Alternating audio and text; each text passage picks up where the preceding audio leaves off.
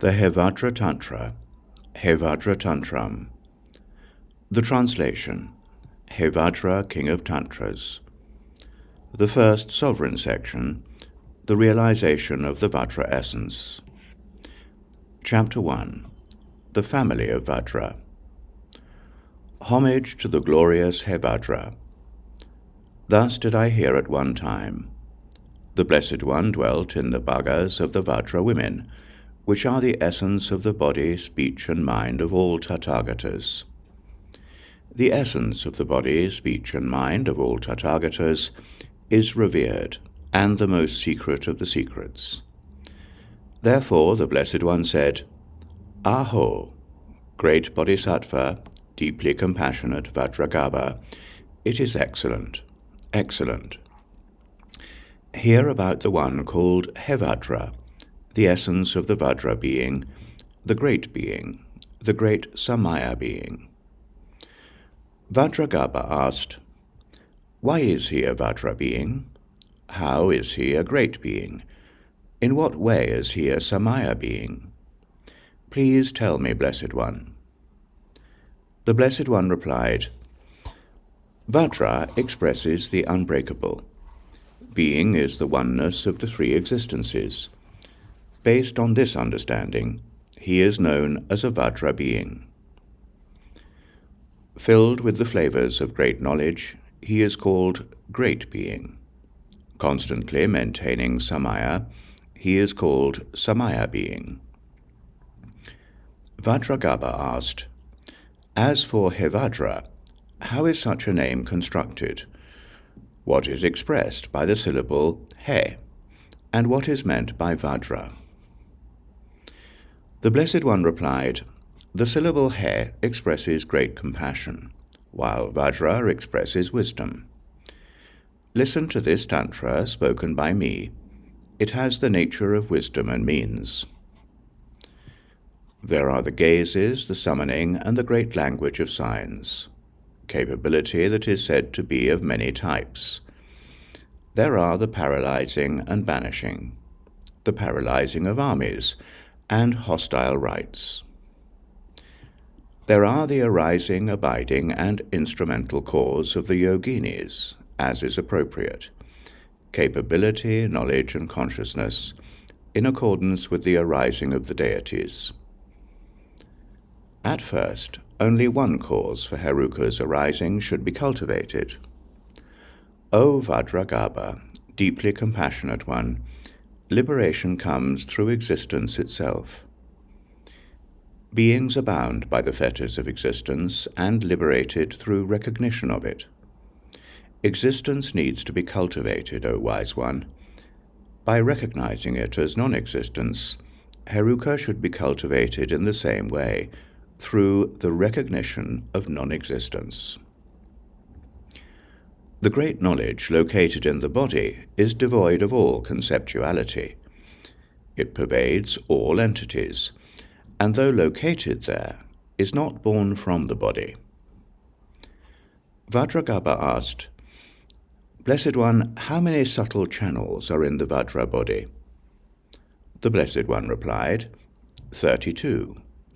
32 such channels carrying bodhicitta stream to the place of great bliss.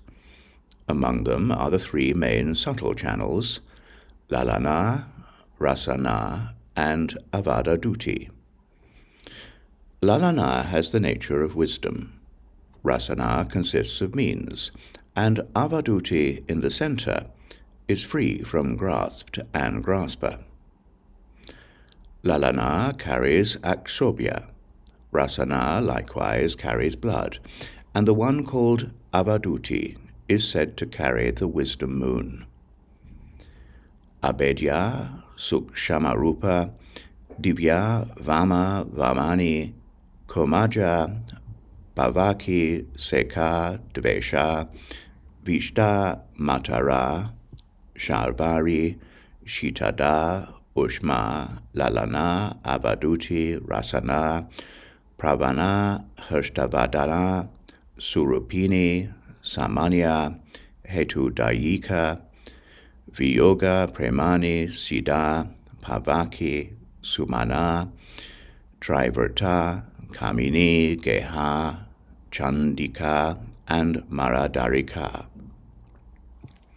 Vajragarbha asked, "What are these 32 subtle channels like, O Blessed One?" The Blessed One replied, "They are all transformations of the three existences and are free of subject and object. However, through universal, skillful means, they are marked with the characteristics of existence.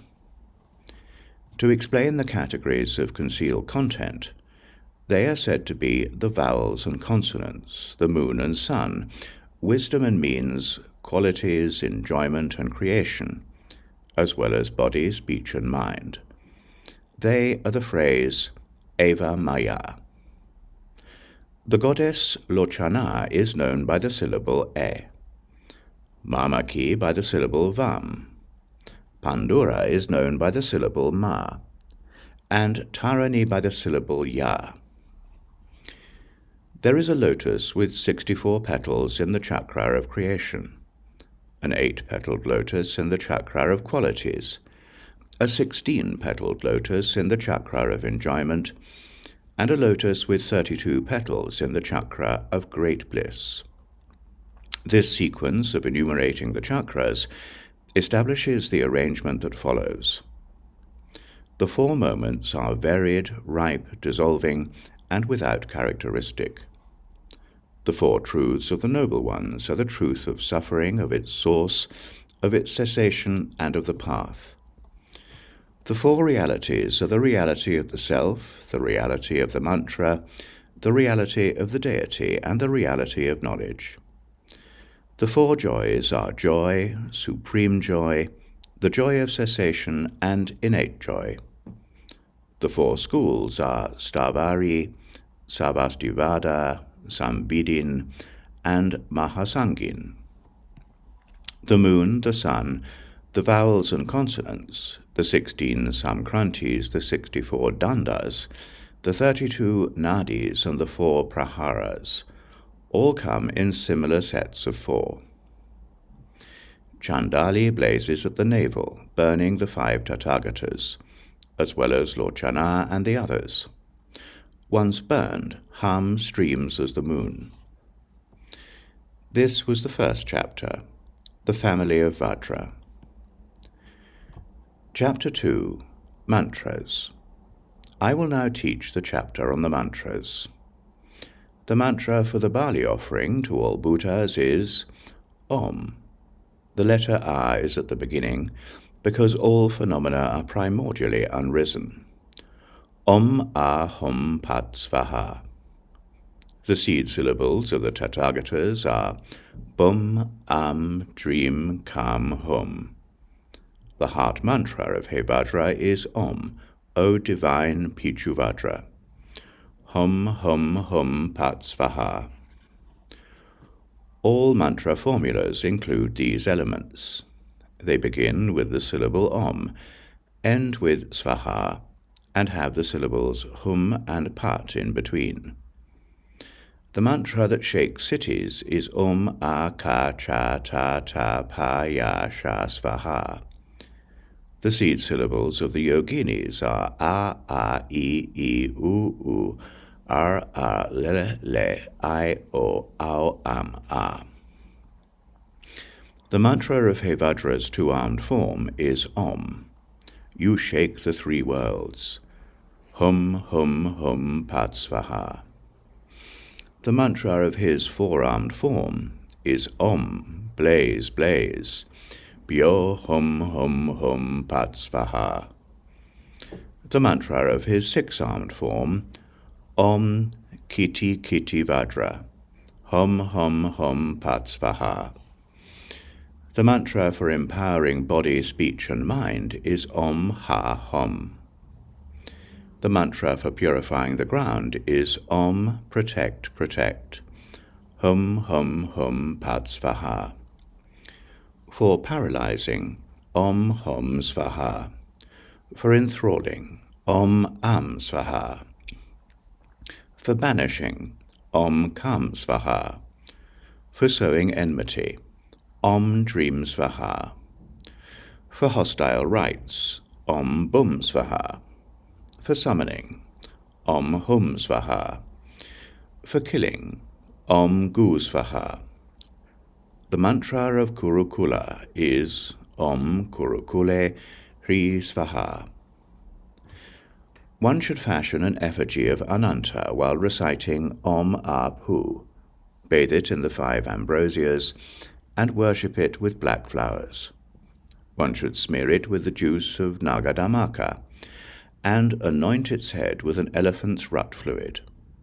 One should then place it between 2 earthenware bowls, fill the bowls with milk from a black cow, and wind a cord spun by a dark-skinned virgin around it. One should build a lotus pond in the northwest, and place Ananta there.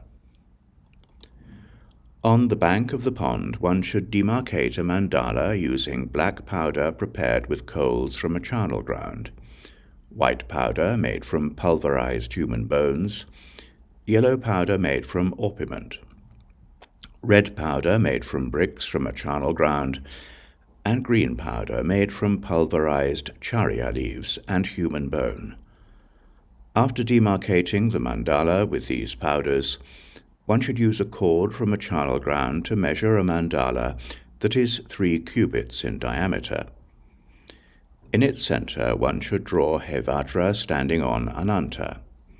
He has 8 faces, 4 feet, is adorned with 16 arms, and is replete with 24 eyes, frightening even fear itself. Afterward, in a desolate place, the master should recite this mantra with a cruel mentality.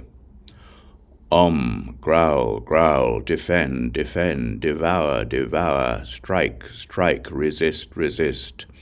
To the Naga overlord who makes Ananta tremble, He, he, Ruru Ka. Summon the Nagas who dwell in the 7 subterranean realms. Cause them to send rain. Cause them to release thunderclaps. Threaten them. Poo, poo, poo, poo, poo, poo, poo, poo. Hum, hum, hum, pat svaha. If it does not rain, one should recite the same mantra backward, and it will rain. If it still does not rain, the heads of the Nagas will burst at the forehead like a clove basil flower. This is the rain-making procedure. Now I will explain how to disperse clouds. They can be dispersed by reciting this mantra while sitting on a rag from a charnel ground. Om, O noble lover of charnel grounds, hum, hum, hum, pat svaha.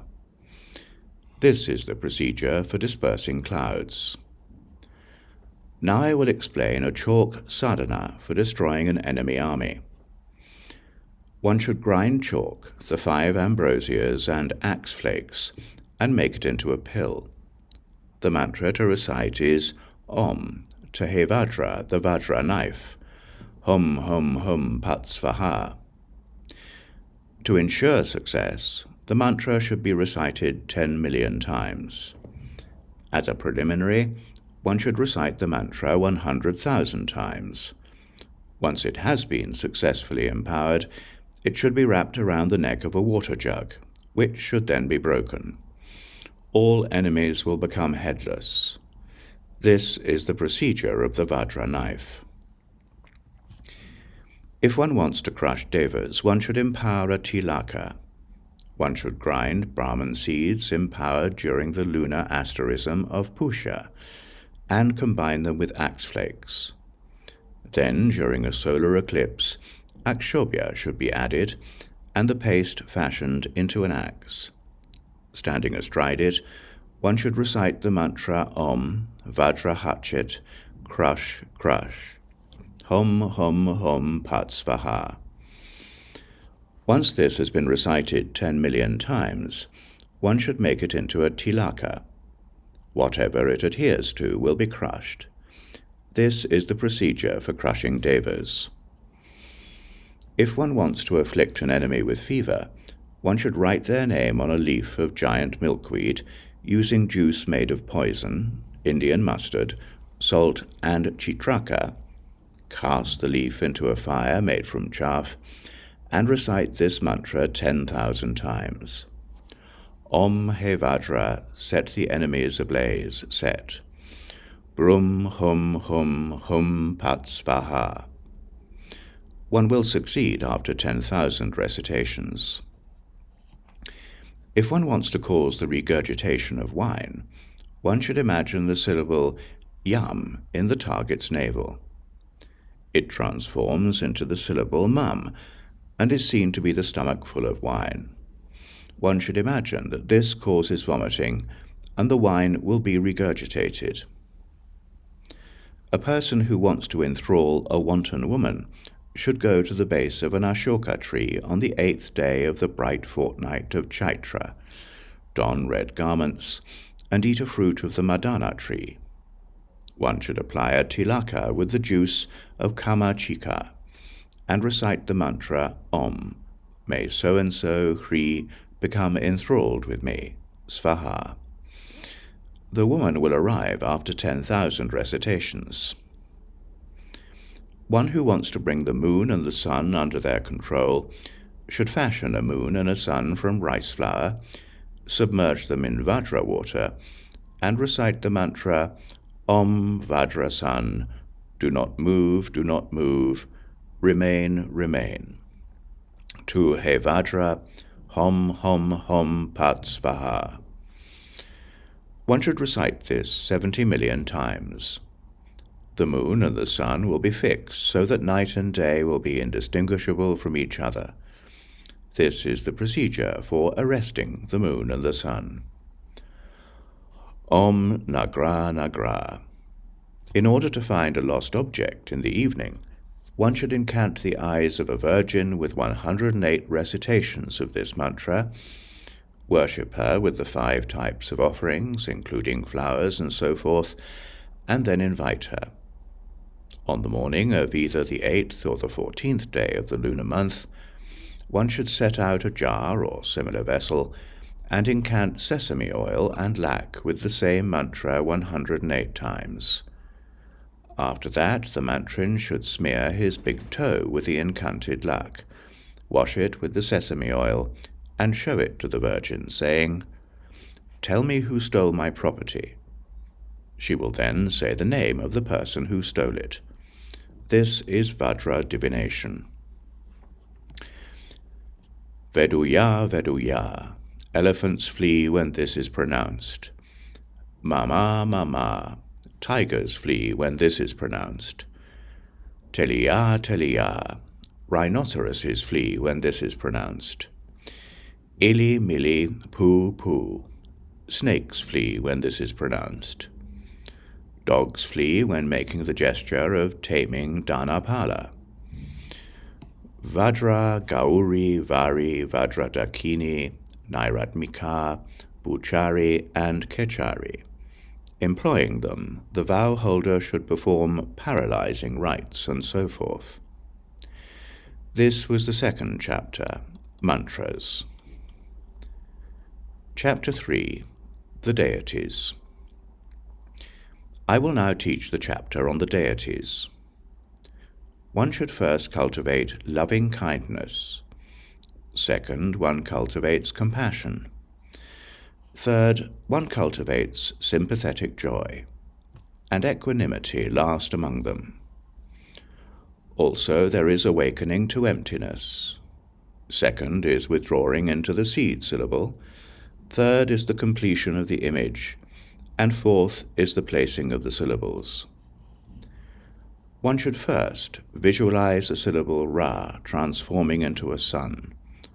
On that sun, the syllable Hum transforms into a crossed Vajra, which transforms into a rampart and a tent. First, the yogin should visualize a corpse whose nature expresses the Dhamma Dhatu. Standing upon it, the yogin should visualize himself as the Heruka. At his heart, he should visualize the syllable Ra, from which comes a sun disk. On it is the grapheme Hum, with the nature of wisdom and means. Born from a syllable Hum, is a Vajra, black and terrifying, he should further cultivate the reality of Hom at the center of the Vajra's hub. Visualizing the transformation of the syllable Hom, he should meditate on the one whose nature is hatred. The Vajra born is a deep black, the color of a blue lotus, or with a blue-red hue, specifically visualized based on faith. In the sky, one should visualize the Venerable One, Vajra born and of great compassion, and worship him via the 8 goddesses, adorned with all the adornments. Gauri holds the deer-marked one. Chauri holds Martanda in a vessel. Vetali has water in her hand, and Gas Marie holds medicine. Pukasi has a Vajra in her hand. Shabari likewise holds nectar, and Chandali plays a Damaru. They worship the Lord, whose body Dombi embraces, inflamed with intense passion. The moon vowels and sun consonants should each have a seed syllable in the center. Just that, they say, is the sattva, with a nature of supreme joy. Images of his own body flash forth, spreading over the vault of the sky. The yogin draws them back into his heart and becomes the one whose nature is hatred. He is blue with a reddish hue, has eyes red as the midday flower, upward-flowing tawny hair, and is adorned with the 5 mudras. Circlet, earrings, necklace, bracelets around the wrists and girdle, these are proclaimed to be the mudras, whose pure aspects are the 5 Buddhas. He gazes savagely, has the form of a 16-year-old, bears a Vajra skull cup in his left hand, has a Katvanga to his left, holds a black Vajra in his right hand, and utters Hom, as is his nature. The Lord sports in the charnel ground surrounded by the 8 yoginīs. It is called a charnel ground through its connection to the word Shvasati. He has 4 arms, which represent the pure aspect of his victory over the 4 Maras. He arises from the syllable Hom, with the color and appearance that were previously described. In the first of his left hands he holds a human skull, filled with the blood of Devas and Asuras. Similarly, in the first of his right hands he holds a Vajra. With the remaining pair of arms he embraces his wisdom aspect, Vajra Varahi, who has the same appearance as the Blessed One. The 6-armed Hevajra has 3 faces, a red face to the left, a face that is ruddy like the moon to the right, and a main face that is blue. He is naked, with a color and appearance as previously described. His 6 arms are, in their pure aspect, the 6 perfections. In the first of his left hands he holds a trident, and the first of his right hands holds a Vajra. In his second left hand he holds a bell. A knife is in his second right, and with the remaining pair of hands he is united with Vajra Shinikala. This wisdom aspect appears just like the Blessed One. In her left and right hand she holds, respectively, a knife and a skull cup. The Blessed One stands astride a corpse whose nature is the threefold universe. This was the 3rd chapter. The deity Hevajra, who is the body, speech, and mind of all Tathagatas. Chapter 4. Initiation. I will now teach the chapter on deity initiation. One should imagine the seed syllable at one's heart, from which emanate rays of light that are black and shaped like hooks, inviting the Buddhas who dwell in the 3 realms. They are worshipped by the 8 mothers and supplicated with, Om, may all the Tathagatas initiate me. One is then initiated by the Buddhas in the form of herukas, using 5 jars containing the 5 ambrosias, whose natures are the 5 Tathagatas. During the initiation, a rain of flowers falls, the sound of drums is heard, and a rain of saffron falls. Worship is performed by Rupa Vajra and the others, and Vajra songs are sung by Lochana and the rest. During the sprinkling, the lord of one's family appears on one's head, and thus perfects the heruka. One should perform this empowering practice at the 3 junctions of the day, and after performing it, rise and remain in the form of the deity. This was the 4th chapter, Initiation. Chapter 5, Reality. I will now teach the chapter on reality. In terms of intrinsic nature, there is no form and no one seeing it, no sound and no one hearing it, no smell and no one smelling it, no flavor and no one tasting it, no tangible objects and no one touching them, no mind and no mental factors. One adept in yoga should always worship mothers and sisters, dancing women, washerwomen, Vajra women, outcast women, and Brahmin women. Applying the method of means and wisdom, the one who knows reality should worship continually. They should be served with great care so that there are no breaches. Acting openly brings suffering from snakes, robbers, fire, and terrestrial beings. A mudra represents the 5 families. This is taught as a cause of liberation. It is sealed with a vajra, and therefore is called a seal. Vajra, lotus, activity, tathagata, and jewel. These, O most compassionate one, are the names of the 5 supreme families. Dombi is the mudra in the Vajra family, and Nati likewise in the lotus family. The one called Rajaki is in the activity family, and Brahmani is in the Tathagata family. The one known as Chandali is in the jewel family. Thus are the 5 mudras determined. They, it is said in brief, comprise the family of the Tathagatas. The Glorious One reached thusness, and he returned in the same way.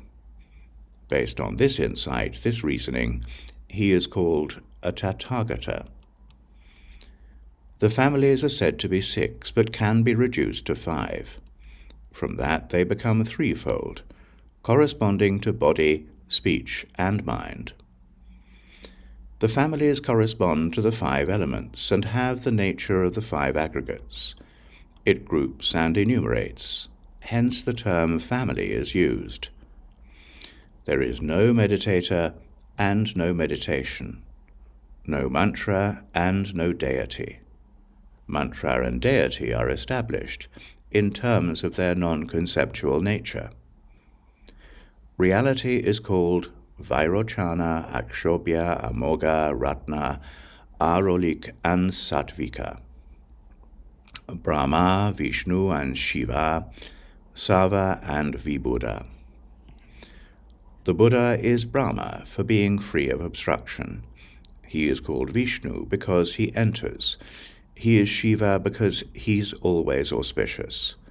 He is Sava for being present in every individual. He is reality as true bliss, and Vibhuda for the awakening of pleasure. Since he arises in the body, he is called deity. Since he, a Buddha, possesses blessings, he is called the Blessed One. There are, it is said, 6 types of blessings, qualities such as majestic power and so forth. Alternatively, he is called the Destroyer, for destroying the Mara of afflictions and the rest. The wisdom aspect is called Mother, since she gives birth to beings. The wisdom aspect is also called Sister, since she points out distinctions. She is called a washerwoman, daughter, and dancing woman. She is known as a washerwoman because she colors all beings. The wisdom aspect is also called daughter, because of being milked for qualities. The wisdom aspect is called dancing woman, because of her motion, O compassionate one. Since the Blessed Lady is untouchable, she is called an outcast. An utterance is said to be recitation, because one utters vowels and consonants. A footprint can be a maṇḍala. It is called maṇḍala because it contains. Moving the hand can be a mudra, and so can manipulating the fingers. That which is thought can be meditated on, as thinking is meditation. Whatever bliss is obtained from the Father is bliss that can be experienced for oneself. The bliss that results in death is what is called meditation. This was the 5th chapter, Reality. Chapter 6, Conduct. Next, I will also explain the excellent conduct that leads to the other shore. It is that through which culmination is reached, as a means for accomplishment through Hevajra. The practitioner should wear divine earrings in his ears, a circlet on his head, a pair of bracelets on his wrists, a sash around his waist, anklets likewise on his ankles, armlets on his upper arms, a garland of bones around his neck, a cloak of tiger skin, and should ingest the 10 ambrosias. A person who does Heruka practice should live among the 5 castes. The 5 castes combined are made into a single caste, because no distinction can be made in terms of a diverse caste. A lonely tree or a charnel ground is said to be best for meditation, as is a shrine to the Matras at night, or desolate and remote places. Once some heat has been attained, one who desires to practice the conduct and wishes to reach accomplishment should practice the conduct as follows. He is encouraged to practice the conduct after finding a Vajra girl with a beautiful face, elongated eyes, who is initiated and is compassionate. If a girl from the Vajra family cannot be found, a girl from the family of his chosen deity is acceptable, or he should find one born into another family, one well prepared by planting the seed of awakening. If a song is sung out of joy, it should be endowed with the supreme Vajra. If, when joy arises, the yogin dances for liberation, he should dance with Vajra steps, and with a focused mind. Akshobhya takes the form of the circlet. Amitabha is represented by the earrings. Ratnesha is in the garland around the neck, and Vairochana is said to be on the hands. Amogha is located in the sash. The wisdom aspect takes the form of the Khatvanga, and the form of the means aspect is the Damaru. The yogin is hatred in its pure aspect. The song constitutes the pure aspect of mantra, and the dance is performed as cultivation. The yogin should therefore perform both the song and the dance at all times. He should ingest medicinal substances and drink water continually. He will not be subject to old age and death, and will always be protected. He should wear a crown of a thief's hair, and affix it to the one who arises from home. He should wear 5 skulls that represent the 5 Buddhas as part of this yoga conduct. He should take a piece of skull 5 fingers in size and wear it in his topknot. His locks, plaited in 2 strands, represent wisdom and means. The yogin should also wear, as part of his conduct, ashes and a sacred thread made of hair. The sound of the damaru is mantra recitation. The khatvanga, the wisdom aspect, is the meditation. Recitation and meditation should be practiced according to the conduct of the Vajra skull. He should give up greed, delusion, fear, anger, and the effects of shame. Freeing himself from the sleep of self-concern, he should practice the conduct free of doubt. After offering his body as a gift, he should undertake the conduct. Thus, the gift should not be given while considering if it is worthy or unworthy. He should eat whatever he gets, solid foods, soft foods, and drinks, without fixating on the concepts of desirable and undesirable. The mantrin should not form concepts about what is edible and inedible, drinkable and undrinkable, or approachable and unapproachable. A disciple who has obtained accomplishment and displays correct knowledge should honor their guru with their accomplishment to avoid falling into the avicii hell. Free from training and observances, and likewise from the effects of embarrassment, the yogin who has great compassion should act in accord with the nature of all things. He who is beyond homa, oblations, and austerities, who is without mantra and meditation, who is unfettered by samayas or prescriptions, he practices the conduct well-versed in yoga. Even if a daitya equal to chakra appears directly before the yogin will not be afraid, but move around in the manner of a lion. He continually drinks compassion in order to benefit all beings. The yogin who delights in drinking yoga does not sink into any other drink. This was the 6th chapter, Conduct.